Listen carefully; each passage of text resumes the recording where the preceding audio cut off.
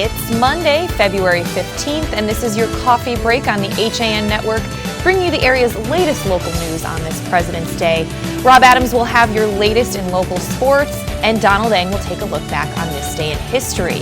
But first, we're following some messy weather for today, so we're going to throw it over to Rob Adams right now to get more on that. Rob? All right, Kate, good morning, everyone. We have snow and freezing rain expected to hit southwestern Connecticut this President's Day afternoon. The National Weather Service has issued a winter weather advisory in effect from 1 p.m. Monday, that's today, to midnight tonight.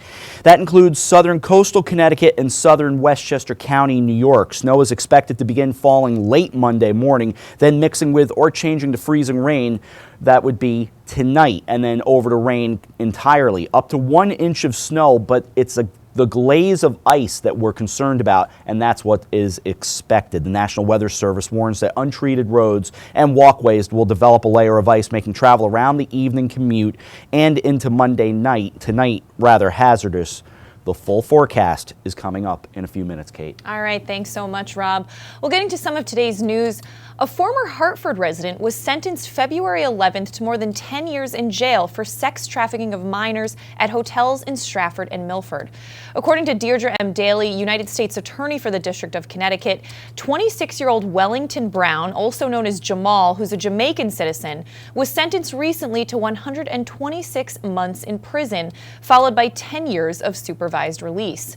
According to court documents and statements made in court, between June 2013 and February 2014, Brown, with the assistance of Sheena Doom, used various manipulative tactics to recruit 5 different minor victims to engage in prostitution. Brown drove expensive vehicles and displayed jewelry and cash to his victims and lured them with the prospect of making significant amounts of money. Brown recruited some victims with the fictitious prospect of a modeling career. According to Deirdre M. Daly, Brown took pictures of the minor victims and used them to advertise prostitution services on websites such as Backpage.com. Brown and Doom covered the expenses of the prostitution operation, such as renting hotel rooms, providing transportation, and buying food for the victims. At times, he also provided marijuana to the minors. The investigation revealed that the victims engaged in prostitution at various hotels in Stratford and Milford. The victims provided Brown with tens of thousands of dollars they earned through prostitution, and they received only a small portion of the money they made. You can get more on that story at milfordmirror.com. We're also hearing today that a power outage affecting sections of Grand Central Terminal is affecting Metro North train service in and out of New York City. Witnesses told Pix 11 that the ticket machines appear to be down and only some trains are running. Police and state troopers are on the scene there. A spokesman for Metro North said a call came in at about 9:30 this morning about the outage, which is affecting the lower levels. There were sporadic outages on the upper levels earlier in the morning. Today, trains are running on a Saturday schedule due to President's Day. According to a Gallup poll, residents living in states with the highest aggregated state tax burden are the most likely to report that they would like to leave their state if they had the opportunity. Connecticut and New Jersey lead in the percentage of residents who would like to leave the state. The aggregated state tax burden is based on combined income, property, and sales tax rates in each state. Nearly half of Connecticut and New Jersey residents say they would like to leave the state if they had the chance. At 13%, Montana had the smallest percentage of residents reporting they would like to leave. However, despite having a desire to leave one state, few actually report they intend to move permanently. For example, only 12% of Connecticut residents who report they would like to move say they plan to do so in the next 12 months. Milford's first hookah lounge took a long time to open. After about 7 years of zoning issues, court battles, and lots of renovations, Carruth's Olive Tree Hookah Lounge opened January 16th. Owner Samer Carruth joked with the Milford Mirror that the drawn-out battle almost killed him. Carruth has owned the Olive Tree, a restaurant and grocery store offering Middle Eastern cuisine and international food items on Bridgeport Avenue in Milford since 2008. He briefly operated the Olive Tree Hookah Lounge in 2009 before the city's health department shut it down, citing the fact that smoking was taking place inside the business. The state health department later amended the shutdown order twice, sort of allowing him to open, but that that left Carruth petitioning the Planning and Zoning Board in Milford for a special exception to reopen his doors. At one point all those years ago, it looked as if Carruth had gotten Planning and Zoning approval to open the lounge, but he lost his bid because of a technicality in the board's voting process. The small business has been steeped in controversy, from parking spaces to health issues. Former Health Director Andrew Dennis McBride opposed the lounge, saying that smoking a hookah is just as dangerous as smoking cigarettes. He and other health officials lobbied against the lounge reopening. You can get more on that story at milfordmirror.com. And according to the Darien Times, Leo Van Munching Jr., who guided Heineken's decades-long dominance in the U.S. imported beer market, died February 14th after a long illness. The Darien resident was 89 years old. Born in 1926 in Rotterdam, the Netherlands, Leo and his family immigrated to the United States upon the repeal of Prohibition in 1933. His late father, Leo Sr., came as a representative of the Heineken brewery and eventually established the independent Van Munching and Company as the sole U.S. importer of Heineken brands. You could read his full obituary at DarienTimes.com. We're going to throw it back to Rob Adams now for a look at the total forecast. Rob? All right, Kate, good morning once again. We have a chance of light snow before noon, then snow showers likely after 3 this afternoon. A cloudy day, high 31. Wind chills remain very, unpleasant. We won't go so far as to say dangerous, but between 0 and 10, certainly a concern. By the way, if you didn't notice, and I tweeted this yesterday personally, Watertown, New York, congratulations, you were the coldest place in the U.S. yesterday at 37 below zero. Elsewhere, we've got a southwest wind from 5 to 7 today, and the chance of precipitation 60% and less than 1 inch possible of snow. We've got more tonight than snow and freezing rain between 9 and midnight, then just rain after midnight, areas of fog after 3 in the morning. Temperatures are going to rise to 43, but in between now and then, upwards of 1 to 2 inches of snow with a glaze of ice, as we told you, with that winter weather advisory in effect. Temperatures are going to rise to 43 by tomorrow morning at 5. But tonight, wind chills between 20 and 25. To Tuesday, rain, heavy at times, areas of fog, and 55 degrees. So again, I don't know about you, but I had 6 below to wake up to yesterday morning. 55 by tomorrow. A southeast wind, 9 to 18 miles per hour, gusts as high as 29, and a chance of precipitation 100%. To Tuesday night, more rain, possibly mixing with snow after midnight, and a low around 33. To Wednesday, mostly sunny and 44. Wednesday night, mostly cloudy, 27, 37, and sunny for Thursday. Friday, partly sunny, a high near 38. Getting up into the 40s as we head into the weekend.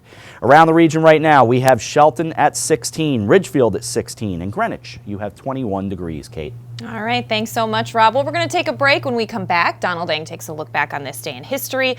Rob has a Nutmeg sports update, and we have some more news coming up after this. Had a sports injury that needs immediate care? Coastal Ortho Express Urgent Care gives you direct access to an orthopedic specialist quickly. Their highly trained orthopedic professionals expertly treat you without an appointment. Skiing, snowboard, or sports accident, sprain or fracture, Coastal Ortho Express can help. Coastal Ortho Express Urgent Care open Monday through Saturday in the iPark building at 761 Main Avenue in Norwalk. Call 203-845-2070 or coastalorthoexpress.com. Find them on Facebook at Coastal Ortho CT.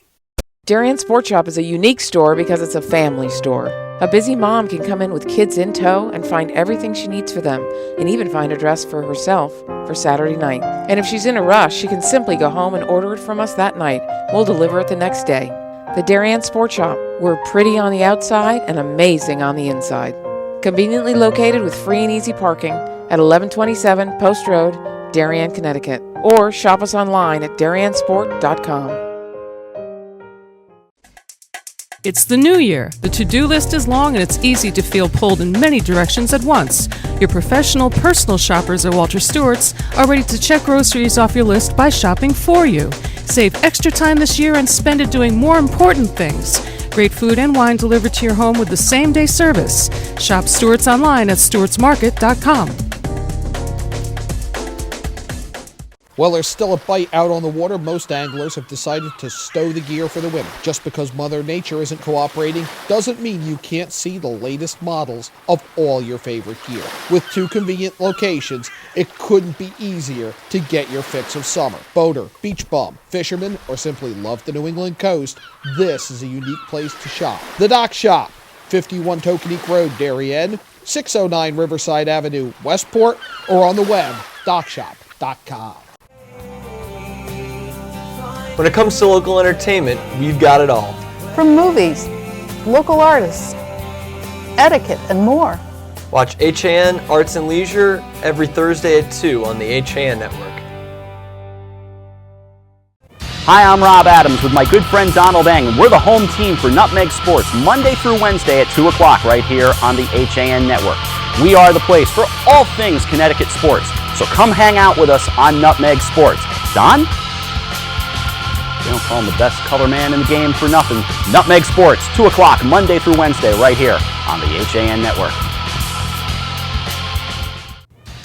And we're back on this Monday, February 15th edition of your Coffee Break on the HAN Network. I'm Kate Czaplinski. It's time to throw it to Donald Eng to take a look back on this day in history. Check it out. It was the moment the world stopped and asked, just why do so many Russians have dash cams? But first we go to 1113. Pope Pascal II issues a bull sanctioning the establishment of the Order of the Knights Hospitallers. There's one of their early temples right there. A military order somewhat less famous than their Templar contemporaries. The Hospitallers were best known for, you might have guessed, constructing hospitals to treat those of all faiths. If you saw Kingdom of Heaven, by the way, they were the good knights wearing black and blue tunics. The order at one time had a small series of colonies in North America, believe it or not, and it still exists, headquarters in Jerusalem, Rome, Rhodes, Birgu, and Valletta. To 1898, the battleship USS Maine explodes and sinks in Havana Harbor and Cuba, killing 274. This event leads directly to the United States declaring war on Spain, although Spain was almost certainly completely innocent. 1933, in Miami, Florida, Giuseppe Zangara attempts to assassinate Franklin Delano Roosevelt, but instead shoots Chicago Mayor Anton Cermak, who died a few days later. Roosevelt was giving an impromptu speech from the back of a car, and Zangara joined into the crowd, but being only about 5 feet tall, couldn't see over other people and had to stand on a wobbly metal folding chair to get a clean shot at Roosevelt. Zangara was sentenced to death in Old Sparky, Florida's electric chair. Historical footnote: under Florida law, a convicted murderer could not share cell space with another prisoner before his execution. But there was another murderer already awaiting execution, so Zangara's sentence required prison officials to expand the waiting area. The death cell became death row. 1971, the decimalization of British coinage completed on Decimal Day after a mere 140 years of discussions. Under the old currency of pounds, shillings, and pence, the pound was made up of 240 pence, 12 pence to a shilling, 20 shillings to a pound. There also was a half crown, which was 2 shillings, 6 pence, and there was something called a farthing, which was a quarter of a penny. Under the new system, the pound was retained and divided into 100 pence. Incredibly, Britons found the new system confusing. Finally, now we go to 2013. Gonna have to issue a volume warning. This is gonna be loud in a second. There was this. Я сейчас подойду, подожди.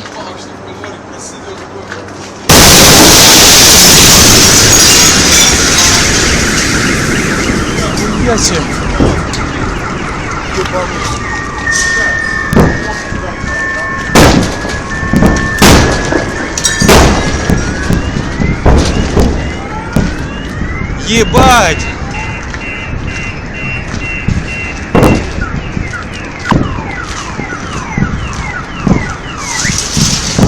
That was a 10,000-ton meteor traveling 32 miles per second, exploding over Russia, injuring 1,500 people, and the shockwave blew out windows and rocks and rocked buildings. This actually happened only a few hours before the expected approach of the larger and unrelated asteroid 2012 DA-14. If you speak Russian, sorry, you probably just heard some pretty rough language there, but that is your look back in history, and I am Donald Eng. Thanks so much, Don. But now it's time to throw it back to Rob Adams for a Nutmeg Sports Update. Rob? All right, Kate, we start with wrestling from Saturday as the FCAC champions were named in 15 weight classes. We had all the coverage for you right here on the HAN Network. Let us have a look at the highlights. Plenty of time. He just has to settle in. 1:10 remaining in the third. He's trailing 11-9 at this point, but he has back points coming, which would put him in the lead. And he's looking to get the pinfall and win the FCAC title. He's got it. For the third seed. Arliss with the great comeback. One more time trying to get to his feet. 3. There's that roll I thought was coming. Nope. Andrew Marquis, 195-pound FCAC wrestling champion from Danbury High School. See if he can turn the corner. He's been trying to go in, straight in. Looking for the head throw, look for a little hip in there. Misses it. Solomon James gets the takedown. 12 seconds left. 4-1. Down to 5. Another great match. And this one's over. Give the title to Solomon James. 2-0. Greco's just trying to look away. Keep the pressure away from the shoulder side. Danbury already with 3 champions today. Make it 4. There is honor in the 11-0. There is, not the silliness of just. Yes. Will Ferrell can't just run out there and go woo and see if he scares him. He's turned him, and there's the pin.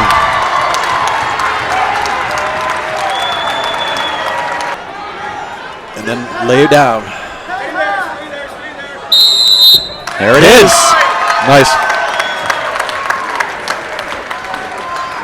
Very efficient. Very, very efficient win. Joey Ryan, the FCAC 170-pound champion, with the win over Kevin Thomas from Stamford. So congratulations to all of the winners. Danbury won the overall title and had that nailed down before the finals even began. Trumbull came in second, Ward, Ludlow, and Ridgefield rounding out the top 5. And again, congratulations to all 15 champions from Saturday. Tim Kane of Ward and Chase Lind of Ludlow were named the most outstanding wrestlers. And of course, Charlie Kane of Ward finished out his outstanding career as well. Tim Kane, just a junior. In gymnastics, Greenwich won the overall title with 143 points, followed by Darien, Wilton, Ludlow, and Trumbull. Led by Darien wide gymnast Adneris De Jesus, who swept the event. Greenwich put 143 points on the board. Let's go back to Friday now here on the HAN Network. We visited Wilton High School, and the Warriors ran away from the Senators of Brian McMahon as we check out the highlights. Now he pulls up, gives it off to Cronenberg, brings it across with a no-look for Williams. That's a 3. Williams came down, stood here in the corner, Rob, didn't move. Up from Williams, but they got the board. Back up top was Wood. Now they swing it left. That goes over to Cronenberg. Cronenberg switching hands on the dribble. He'll pull up and hit. Oh, great handwork. Great ball handling by Cronenberg. Looking back up top, played by St. Louis. Deals down low to the left baseline. Up and in. And Quinlan Huertas gets on the board. Deals right. Finds a wide open man back up top. Cronenberg from way downtown. That's good. Nails it from the NBA three-point line. 34-13 between the circles. Williams at the line, no good. Rattled around, they get it back. Cronenberg puts it home. Matt Cronenberg increases the lead to 43-28. Bounded back by Maloney.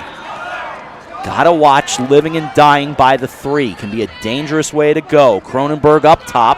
Cronenberg gets between the circles. Now falls in and throws it in from the right blocks. Great drive by Cronenberg. Recognizes he's got the one-on-one and a shot at the lane. He takes it. Taken back and recovered now by Cronenberg to slow things up. James Maloney was able to tip it off to him. 6 minutes to go. Floater in the lane is good for Cronenberg. To do the dunk. And this one is done. 65-48 is your final score. All right. So there you have it. Cronenberg, 31 points. Wilton improves to 10-5, 7-4 in the FCAC with a 65-48 win. The Senators' FCAC hopes took a hit as they fell to 7-6 in the conference. They will be a state playoff team, though. On the schedule, there are games set for today. Many have been postponed. I've been trying to compile them for you. Mostly if you're in that noon window of starting, it looks like they will try to get your game in. Other games, not so much. So let me tell you what I've got right now, and we'll go from there. We'll have more on Nutmeg at 2. Greenwich and Ludlow are scheduled for noon, as are Trumbull at McMahon, Staples hosting Wilton. This is all boys basketball. Danbury at Ridgefield is a 2 o'clock game. Central and New Canaan a 4 o'clock game. That one, those two probably in a little more dire straits. Postponed are Norwalk at West Hill, St. Joseph hosting Ward, and Trinity Catholic at Darien. You can say much of the same about girls basketball. Ludlow at Greenwich, McMahon at Trumbull, Staples at Wilton. They're all planning, as of now, noon starts. Ridgefield at Danbury, New Canaan at Central. They're in a little bit of precarious position. Postponed again are West Hill at Norwalk, Darien at Trinity Catholic, St. Joseph at Ward. From hockey, Fairfield, the co-op, is taking on Cheshire up at Wesleyan in Middletown. That game is just underway. Housatonic Northwestern Wamogo playing Norwalk McMahon at the Sono Ice House at 11:30. Trinity Catholic and West Hill Stanford at Terry Connors at 12:30. Also on the docket, New Canaan and Xavier expected to play at Wesleyan at 1:30. E.O. Smith, Tolland, Brookfield, Bethel, Danbury. Last I heard, that was more precarious. That's a 1:40 start at the Danbury Ice Arena, but I'm assuming that one might get bagged. Notre Dame and West Haven and Ridgefield at the Winter Garden is scheduled for 2 o'clock. Important game because Notre Dame of West Haven coming to town, of course. Doug Caliendo, the fine defenseman for Notre Dame of West Haven, lost his father, Lou, just a week or two back to cancer. They're going to raise money today with any money that they get from ticket sales. So worthwhile going out and checking that. Plus, it's a good game. Notre Dame, West Haven, and Ridgefield. Greenwich and Darien at the Darien Ice Rink. That is off. That is now Wednesday at 4 o'clock. That is the game we will carry on the HAN network Wednesday at 4. Postponed are St. Joseph and Notre Dame Fairfield and Wilton at Massac. Last from girls ice hockey, Darien and Hamden at the Astorino Rink in Hamden is on as scheduled. New Canaan and Greenwich scheduled in girls ice hockey for 4:15 at Hamel Rink. At the moment, still on. Ridgefield and Hall at Veterans Memorial Rink tonight in girls ice hockey is postponed. That will do it with sports. I'm Rob Adams. See you for Nutmeg Sports at 2 o'clock. All right, thanks so much, Rob. Well, we're going to step out for a break. When we come back, we have more news, and Rob's going to give us another look at the forecast coming up on your coffee break after this. I really wanted something that felt like a home. Coming from a big house, I wanted the feel of a home as opposed to a condo. The construction is incredible, whether it's the floors, the fireplace, the moldings, the lighting. It's as peaceful as my home was in the middle of the woods. It feels like a house. It does not feel like a condo or a townhome. I feel like I'm in my house.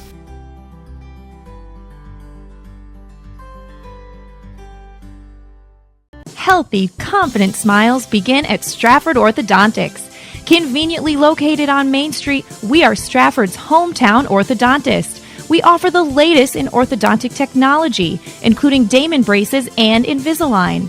We always accept new patients. Call today to schedule a complimentary consultation. 203-375-8332. Stratford Orthodontics, 2499 Main Street, Stratford. 203-375-8332. And online at stratfordsmile.com.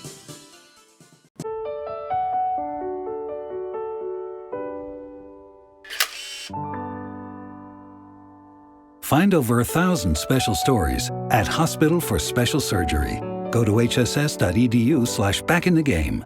I was jogging 5 months after my cartilage tear. Skiing a year after hip surgery. And playing grandma 4 weeks after hip replacement. One special hospital, 1,000 special stories. See Connecticut patients at hss.edu/CT.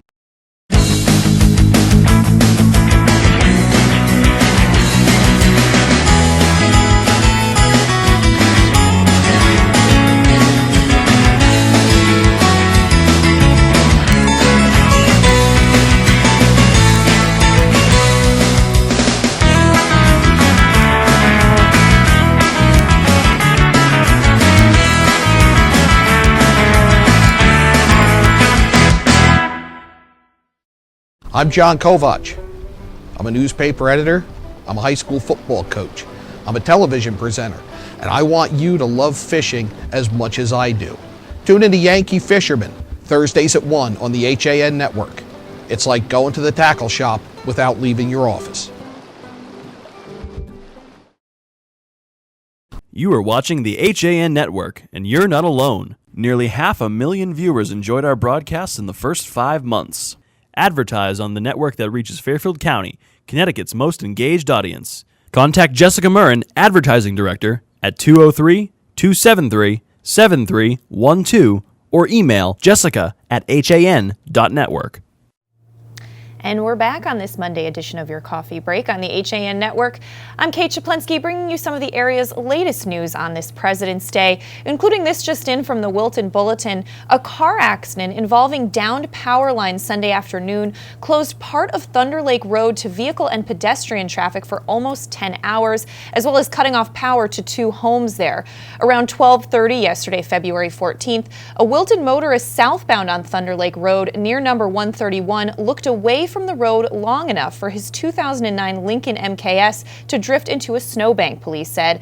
The Lincoln then struck a utility pole on the side of the road, breaking the pole in half and causing wires to come down into the street. The car was damaged, but its driver was left uninjured.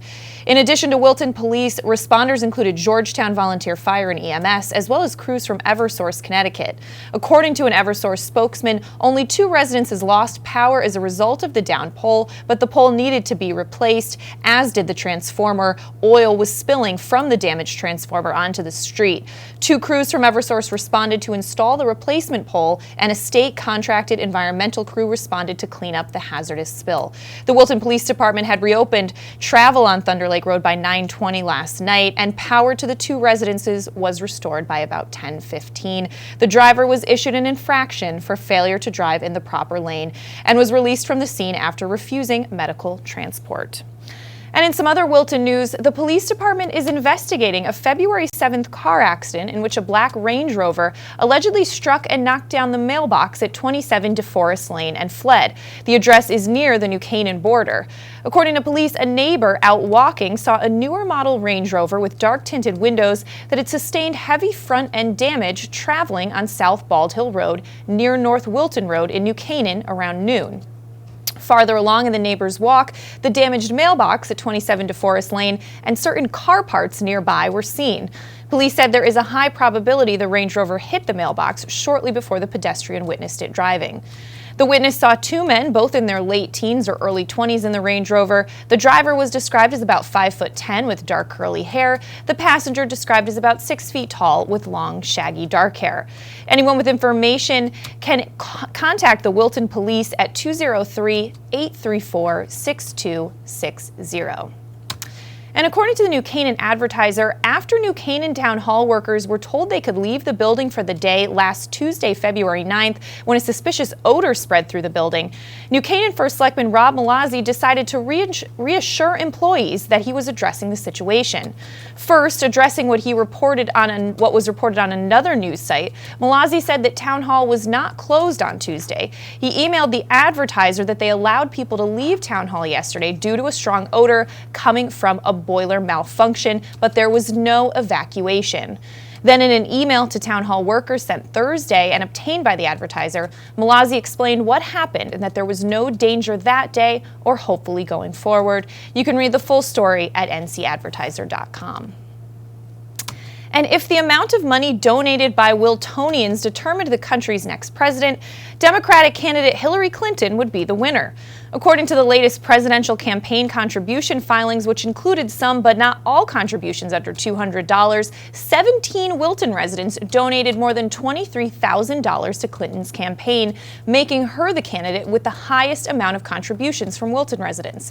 The candidate to receive the second highest amount of contributions is Republican Marco Rubio, who had about $8,850 in donations.